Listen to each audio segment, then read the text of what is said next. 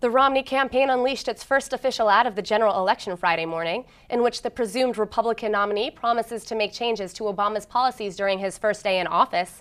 Day one is a 30-second spot set to air in battleground states and was emailed to supporters.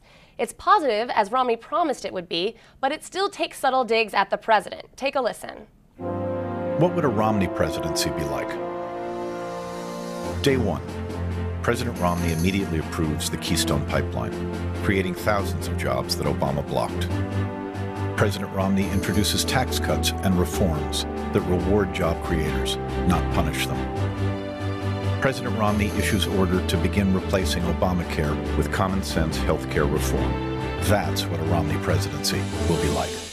The former Massachusetts governor talked about the upcoming commercial on Thursday, saying it would be, quote, a positive ad on what I would do if I were president, in contrast to what he called the character assassination by the Obama campaign earlier this week.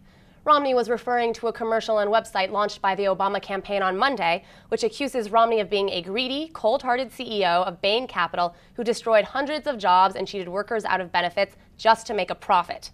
The ad focuses on GST, a steel mill bought by Bain in the 90s and went bankrupt in 2002.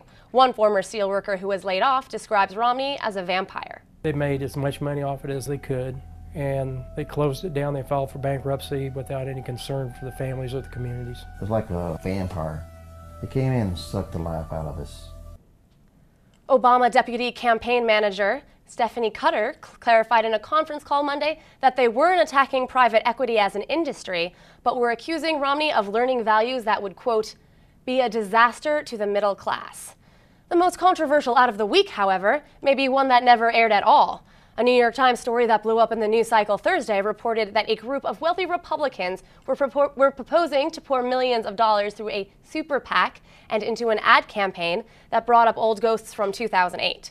The proposal, called the Defeat of Barack Hussein Obama, would bring up the president's relationship with the controversial Reverend Jeremiah Wright, something Senator John McCain shied away from doing when he was running for president. The ad would, strangely, also try to depict Obama as, quote, a black metrosexual Abraham Lincoln.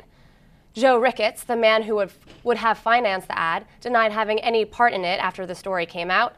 Romney also said he disapproved of the strategy. This is Sarah Dover for the International Business Times.